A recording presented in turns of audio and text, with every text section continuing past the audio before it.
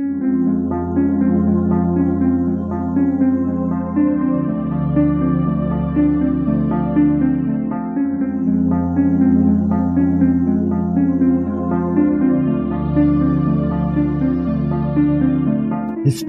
tells the story of the world and of our lives. Sometimes that history goes bump in the night.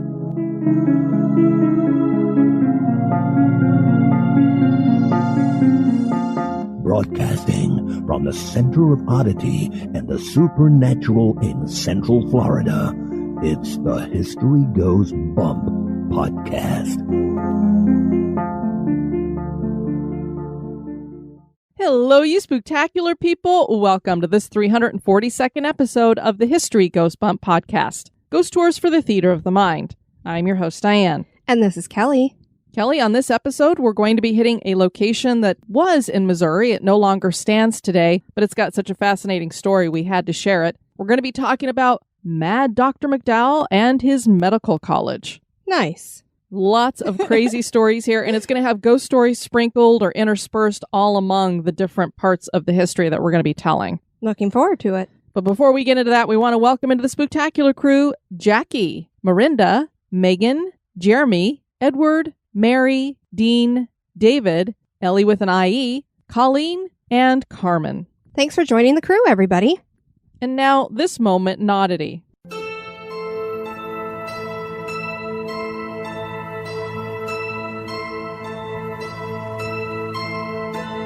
The moment in Oddity was suggested by John Michaels. When we first heard the story of the talking stove from Zaragoza, Spain, we figured it had to be a work of fiction. But after researching and finding that many people witnessed this talking stove, from neighbors to journalists to police officers, we had to look at this seriously. The Palazans family had been living peacefully in their home until September of 1934. At that time, they heard a strange maniacal laugh coming from the chimney and their stove, which were connected to each other. They lived in a duplex apartment, so they naturally assumed it was a neighbor. Later that month, they became more concerned when their maid heard her voice called out from the stove and then a sinister laugh. The family asked their neighbors to come listen, and they heard the voice coming from the chimney and stove too. And since they were in the room, they knew that it wasn't them making the sounds. Soon the town was talking about the haunting. Many believed that it was a duende, which is a supernatural goblin-like creature in Spanish folklore. The voice seemed to know the names of everyone who came to visit, even the police officers who were called in to investigate. They had the family move out while they gave the place a thorough going over. The London Times filed daily updates on the case. Architects inspected the building, and when they went to measure the chimney opening, the voice said, "The diameter is 6 inches." And that is what it was. Clearly not big enough for a person to fit. Priests blessed the place, and the Palazans moved back in, only to leave the next day when the voice returned and threatened to kill them. They never returned. The governor got involved, and an official statement was released explaining the origin of the voice. The statement claimed that the maid was unknowingly throwing her voice by unconscious ventriloquism. Was this really just a hoax? The maid was rarely around when the voice was heard, but blame was placed firmly on her. Eventually, the building was torn down, and another apartment building was built in its place and given the name Edificio Duende, or Goblin Building, and that certainly is odd.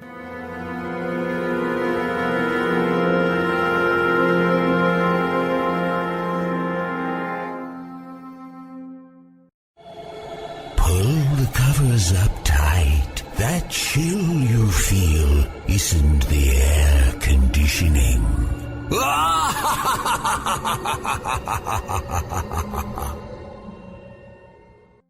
And now, this month in history.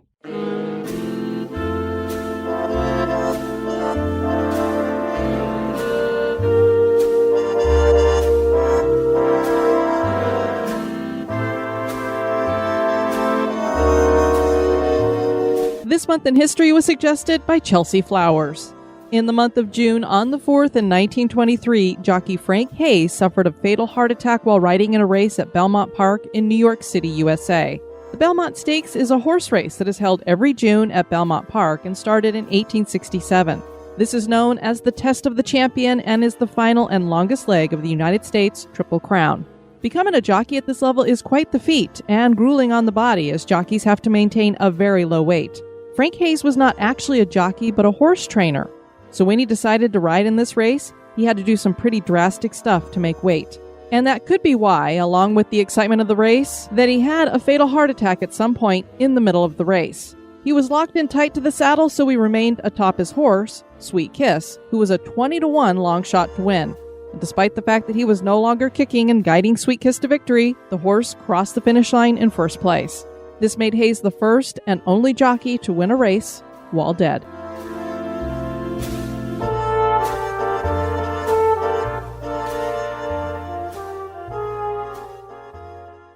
Stories connected to the McDowell Medical College cover all the bases for a good ghost tale. There was the unusual construction of the building, medical experiments, grave robbing, mental illness, spiritualism, a Civil War prison, and lots of death. The only thing missing in this story is the actual building.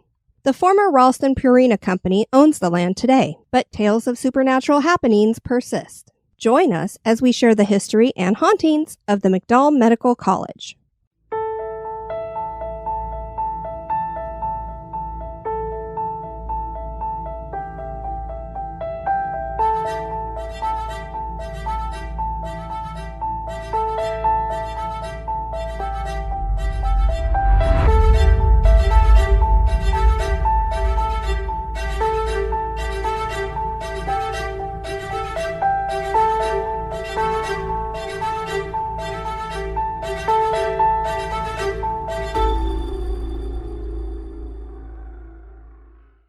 The Nestle-Purina Pet Care Company, or the former Ralston-Purina Company, owns the property at 9th and Gratiot Street. The company was started by William Danforth in 1894 as Purina Mills, with its headquarters in St. Louis, Missouri. This is now the Nestle-Purina campus, and the main building was constructed in 1969. When Purina started, they mainly processed animal feed, but it eventually got into breakfast cereal. Quite a combination. I was going to say, you better watch what kind of cereal you're eating. Did you grab the Kitty Crunch or the whatever crunch? These little marshmallow type things don't really taste like marshmallows. Kind of have a liver taste to them. Ew. When it started doing that breakfast cereal, that's when they added Ralston to the name. The corporate parking lot takes up the space at 9th and Gratiot Street, but this had been the Gratiot Prison, and even before that it was the McDowell Medical College. Dr. Joseph Nash McDowell was born in 1805 in Kentucky. He became interested in medicine early, perhaps inspired by the work of his uncle, Dr. Ephraim McDowell, who made history in the state by removing a tumor from a female patient without using any anesthesia. Can you imagine? No. I'm sorry, don't put that scalpel anywhere near me unless you have me out. Exactly. Troy Taylor describes this in his book, Haunted St. Louis. Ephraim recited a special prayer that had been written for the occasion and then made a 9-inch incision in her abdomen. Again, pass. No. No. The tumor was too large to remove with scalpels, so he pressed on it and removed the noxious fluids to bring it down to a more manageable size of 22 pounds. That's a huge tumor. Can you imagine having that removed? You're like, wow, I just lost 22 pounds. No, but you know what I'm thinking is because of the pressure it was already exerting, she probably didn't have as much feeling in her. Oh, that's true. The skin, because when you have that kind of a pressure, you kind of do lose the feeling a little bit. Okay. At least in my experience. Gotcha. Not that I've had a 22-pound tumor removed. But you did have some pretty big babies in you. This is true. The woman survived the surgery and lived another 32 years. Joseph had trained under his uncle, and this is when he would start his grave robbing ways. Because those things just go hand in hand. Well, you know, his uncle needed bodies. And, right, I guess so. There's one way to get them. Things between the men were great until they had a falling out over a relationship Joseph had wanted to kindle with Ephraim's daughter, his cousin. Kissing cousins. Yeah. Only she didn't want to be kissing. That was the problem. I don't blame her. Joseph would leave and never talk to Ephraim again. He decided to attend Transylvania University in Kentucky and would flourish there, taking on a mentor named Dr. Daniel Drake, whose sister he would marry. So apparently he had this thing about women who were connected to doctors that he worked with. Clearly. But I thought it was really cool that the name of the university he went to was Transylvania University. Absolutely. He then went on to work at hospitals in Kentucky, Ohio, and Pennsylvania. In 1839, he moved to St. Louis, Missouri. And as we wrote there, he started his grave robbing way, so we know that he's going to be continuing in those. And again, Transylvania University. I mean, you couldn't write this stuff. This is why I love history. Too perfect. Joseph McDowell was a peculiar man with crazy hair who had a temper, carried lifelong grudges, and was described as unstable. Winner, winner, chicken dinner. I mean, you do not want this guy to be your doctor, or maybe you do. He was a really gifted doctor. Okay. He would rail on street corners against medical institutes and then eventually set up his own. So he didn't like the way they were doing things. Before that, though, he got a job teaching at Kemper College, and he helped organize the medical department. That department thrived under McDowell and was known for its anatomical studies. The finances just weren't there, and the college faltered, so McDowell took on the reorganizing of it and gave it his name, McDowell Medical College. He decided to build a new building and began construction at the 9th and Gratiot Street location in 1848. This was a unique building with an octagonal tower in the center of 2 wings, with niches in the tower meant to hold the future remains of the McDowell family. Okay. So I guess that's planning. You're supposed to have... Going to be interred right then and there on the premises. You're supposed to have funeral planning. I guess he was really ready for it. I guess so. The architectural style was Greek Revival with large Gothic windows. The tower had a deck with 6 cannons around it to provide protection. This was a medical school, not a fort, but apparently the cannons were needed. Legend claimed that one of those cannons had belonged to John Lafitte. Wow. The school was also stockpiled with muskets. Okay. This guy was getting ready for war, apparently. Sounds like it. But of course, he's a little unstable. We're going to be talking about him doing some grave robbing, so maybe he has a reason to protect the college and himself. Dr. McDowell wanted to get medicine away from the old way of doing things, followed by the old men of medicine. Luke Ritter writes in his paper, Anatomy, Grave Robbing, and Spiritualism in Antebellum St. Louis. And all I had to do was see the title of that paper to go, I'm reading this. Absolutely. Dr. McDowell thought the old men lowered the overall reputation of the medical profession and made it harder for him to legitimate his cause. He told one story about an old doctor who mixed tobacco spit into his homemade pills. When McDowell asked him about it, the old doctor replied, "Oh, I'm just making some pills for a lady across the street. And as there isn't any water handy, I just do it this way." Great. Ew. Can you imagine? He's sitting there going, why Put some chew in it. First of all, a person's spit is bad enough, but at least it's, just spit, but he's got tobacco in his mouth too. Ugh. You can just imagine Dr. McDowell sitting there going, what are you doing? And he's like, well, I need water. And hey, I got to go out to the pump. Because, back then, of course, they wouldn't have running water necessarily. So I got to go out to the pump. I'll just spit into it. Nasty. Yeah. And then she takes the pill and goes, it kind of had a tobacco aftertaste. I wonder why. Stop. The medical school had everything it needed, from laboratories to lecture halls to chemical rooms to dissecting rooms. This was the first medical school west of the Mississippi, and many medical graduates would come just to attend lectures by McDowell, who was flamboyant, loud, and very skilled, especially in surgery. But in order to do these lectures, bodies were needed. As we've discussed on previous episodes, for a while, the bodies of executed criminals would be donated to science. That did not usually provide enough cadavers, but only 5 states allowed the use of bodies of non-criminals.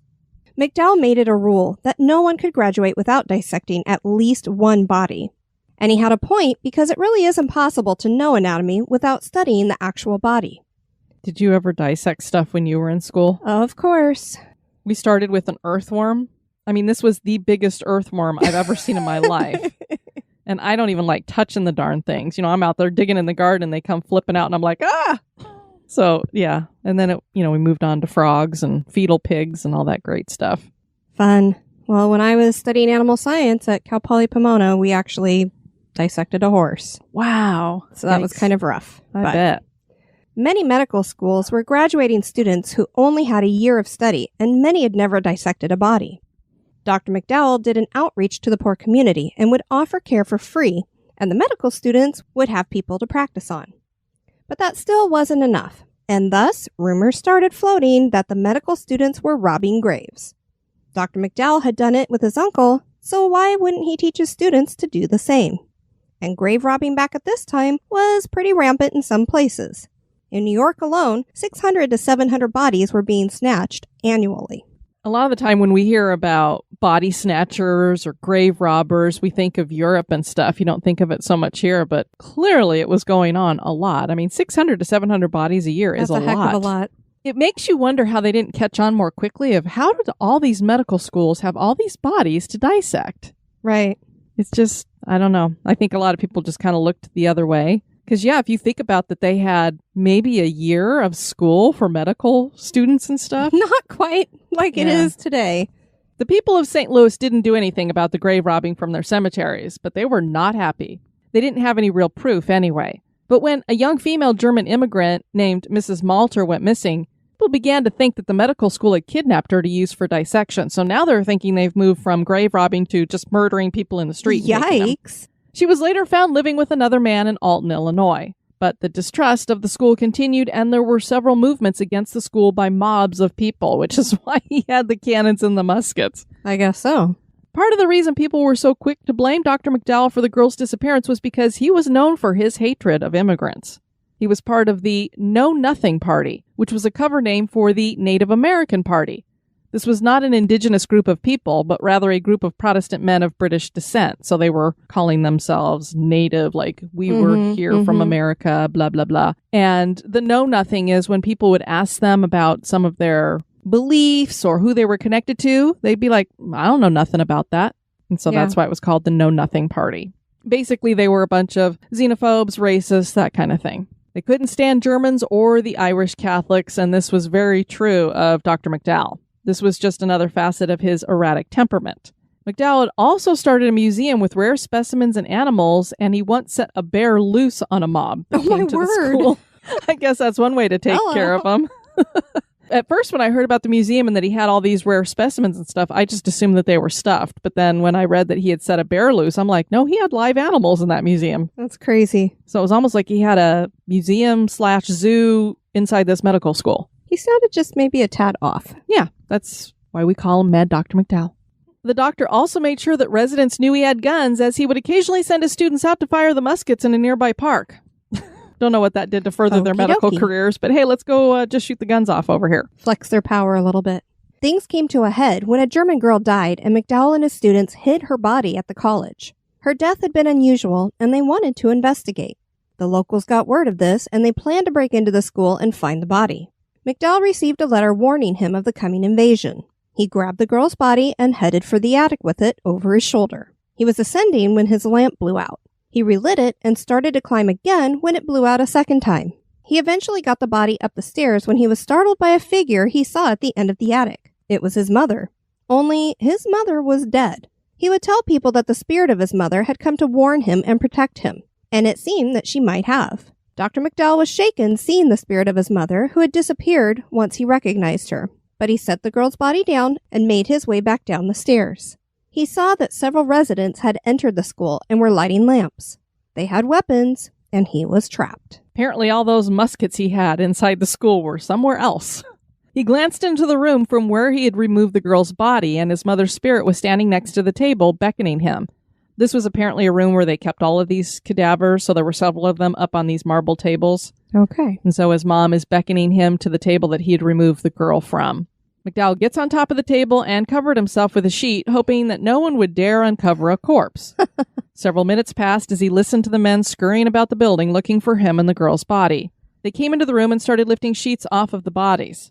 One man commented that McDowell's corpse had its boots on, so that it must be a fresh death. So I don't know if that's why he just didn't even bother to lift the cover, because he was like, oh, boots, it's not the girl. And It's got to be a fresh dead person. McDowell braced himself for discovery, though, because clearly they're looking at him. He then heard his mother whisper into his ear to keep completely still. He never knew if the men just decided not to look at his corpse or if his mother had done something to get them to leave, but he always attributed her with his escape. And it was at this time that he started to seek out the spirit world. The story is the same for most of us. We have that first supernatural experience, and we need to find out more. McDowell began to study electromagnetism because he understood that there had to be a relationship between the supernatural and electricity and magnetism. He always considered the afterlife consequences when making decisions, and he became keenly concerned with preserving the body, and he detested normal burial customs. His first foray into something different in this way was to bury his first wife atop the Cahokian burial mounds in Illinois. He would use a telescope to keep an eye on her burial, which he could see from the top of the college tower. He also decided that when any of his family members died, including himself, that they would be encased in copper tubes filled with alcohol. Kelly just gave me a look like, ugh. And remember those niches in the tower? Dr. McDowell wanted to put the tubes in those niches, but this was not feasible, so he was on the hunt for a cave to store bodies. The doctor at first chose the Mammoth Caves, but these were all the way in Kentucky, so he found a more suitable location in Hannibal, Missouri. So what had happened is he'd heard this story about some mummified remains being found in the Mammoth Caves, and it's because they have saltpeter in them, and it's supposed to be a preservative in that way. So he thought, caves all probably have this saltpeter in it, so this would be a good place to store bodies if you want to preserve them. So that's where he got the idea from. But clearly Mammoth Caves is pretty far away, so he found something closer. The first person to be stored in a copper tube in that cave would be his 14-year-old daughter, Amanda. Apparently she had died of pneumonia. The copper tube was suspended from the ceiling of the cave. People started calling him Mad Dr. McDowell, and perhaps he was a little mad, as he believed that he was more able to communicate with his daughter in the afterlife because of this setup. Before long, people were claiming that Amanda haunted the cave. Today, the cave offers tours and is known as the Mark Twain Cave. Many tour guides claim sudden chills that completely envelope them, and they also say that they see the apparition of a young girl that they believe is Amanda. She is smiling and wearing a white gown that is styled from a different period. She usually disappears into restricted areas of the cave. And a little fun fact, Dr. McDowell visited Mammoth Caves once and scratched his signature into a large rock called Giant's Coffin, which you could still see today. I didn't know that when I visited Mammoth Cave, so I didn't look for it, but that would have been kind of cool to see. Yeah, definitely. Amanda would not remain here for the long term, as the doctor started hearing rumors that teenagers were daring each other to go inside the haunted cave and yank the head of Amanda out of her copper tube.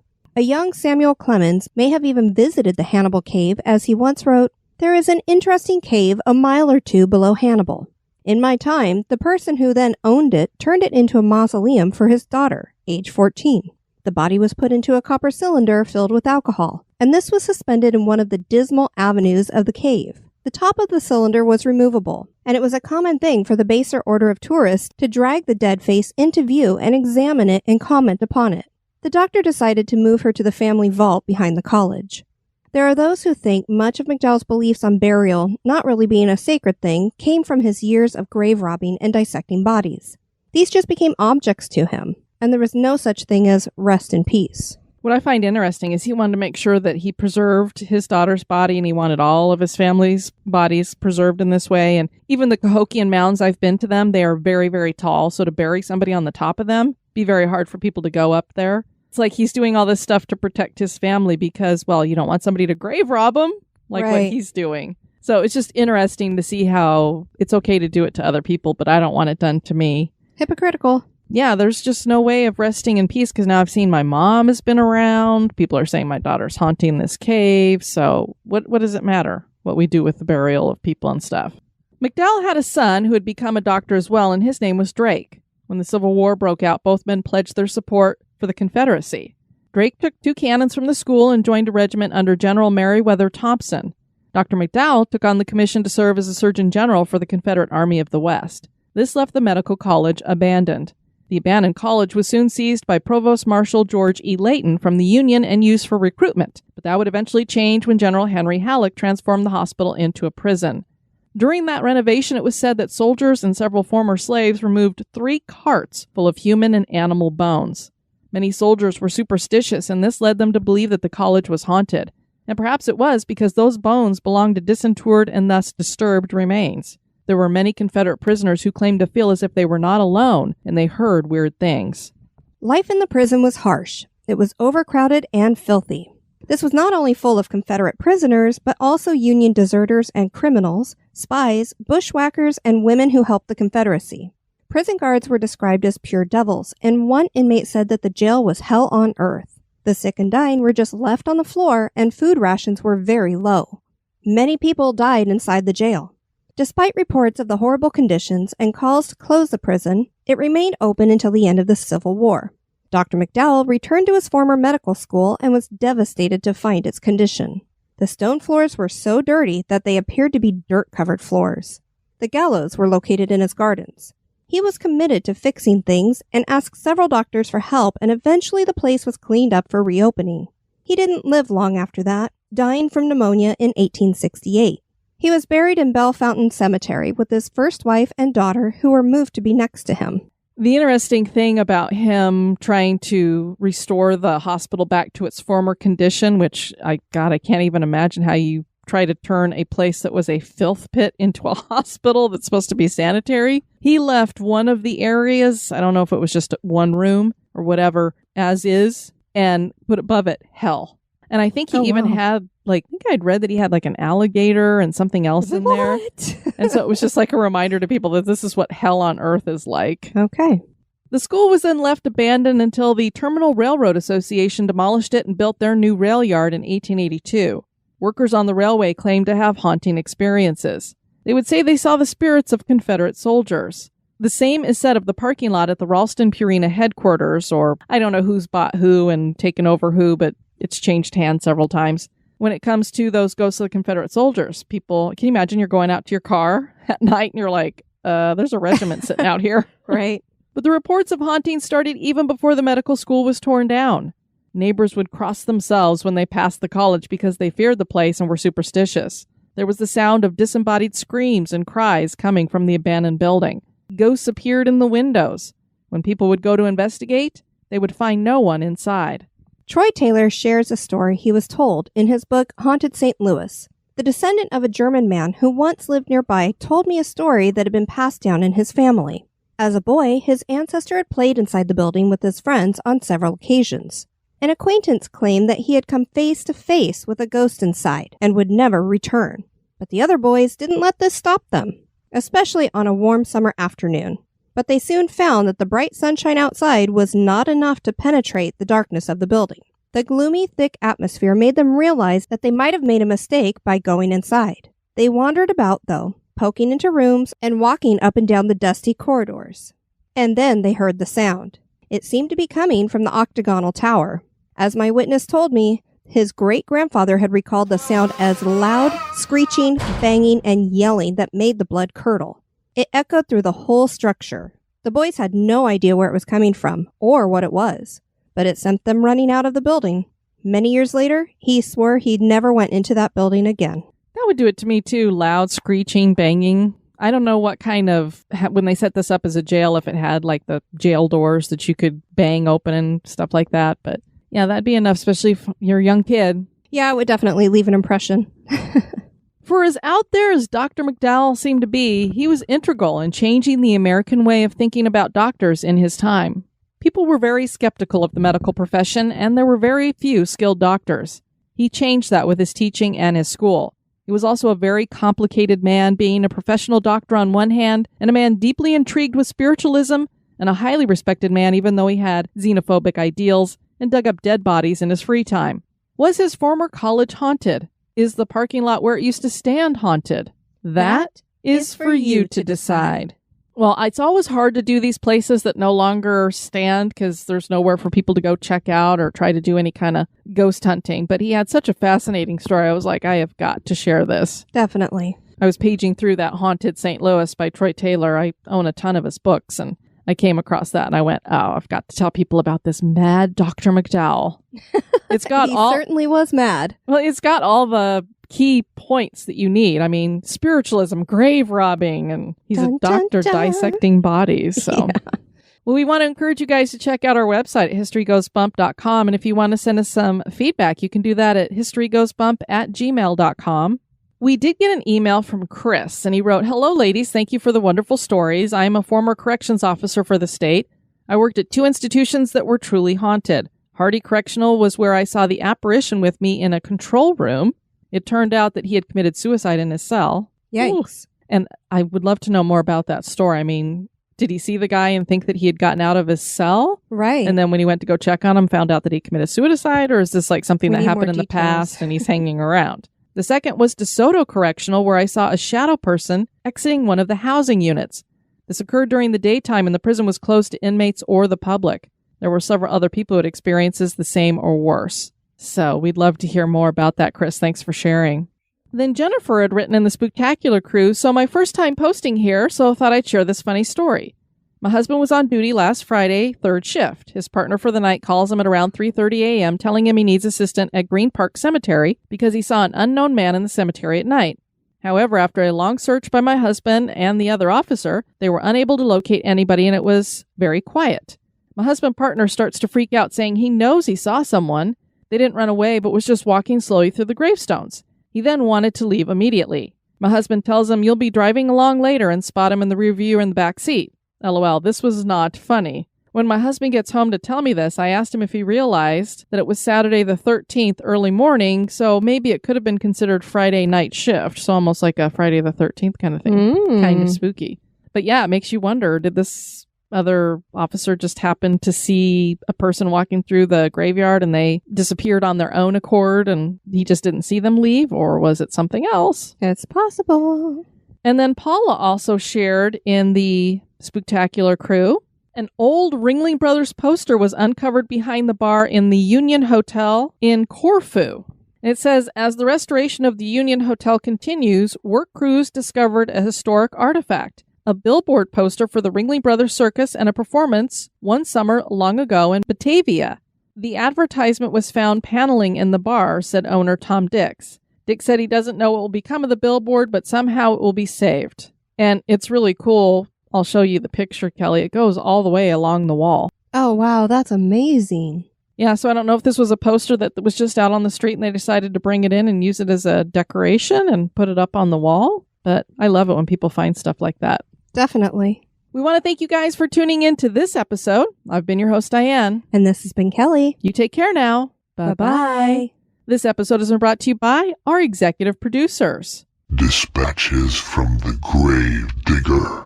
We'd like to thank Darren Koch for raising your support. We're going to be moving you into a garden tomb. And the same goes for Janae McCabe. She has increased her support as well. She's moving into a garden tomb. And welcome into the cemetery, Sarah Grace and Victoria Howard. Both of you are going to be placed in chest tombs. Awesome. Thanks for helping with the show, everybody. You can find History Goes Bump on Spotify, iHeartRadio, Stitcher, Apple Podcasts, Pandora, Google Play, and anywhere you can listen to podcasts.